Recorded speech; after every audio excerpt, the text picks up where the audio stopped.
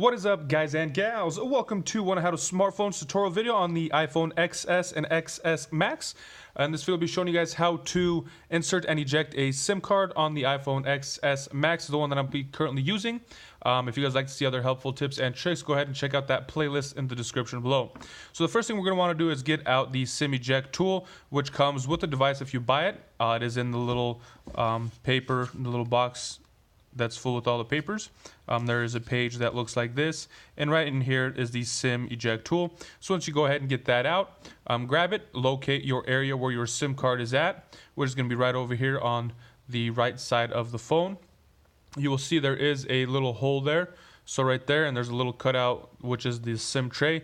You take the device, your SIM eject tool, and slide it in, and just apply some pressure, and it should just pop out.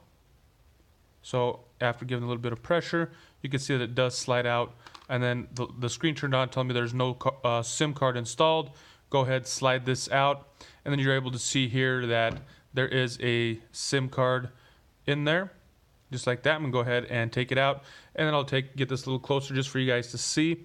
On this SIM tray, there is this little part that has a little bevel on it. That is so when you're putting your SIM card in, what you're going to want to do then is take that and line it up. It'll only fit in there one way. There's no other way to get it in there but that way. There's that cutout, that angled cutout there on your SIM card as well. If you have a SIM card that's bigger, you can always trim them down just to get them to fit. But this one that was already pre-made, prefab for this device. And then as far as putting it back in, same thing. Just line up the holes. There's a hole here on the outside. Go ahead and line that up. Make sure it's facing down. And then just push and slide. Make sure your SIM card is seated properly.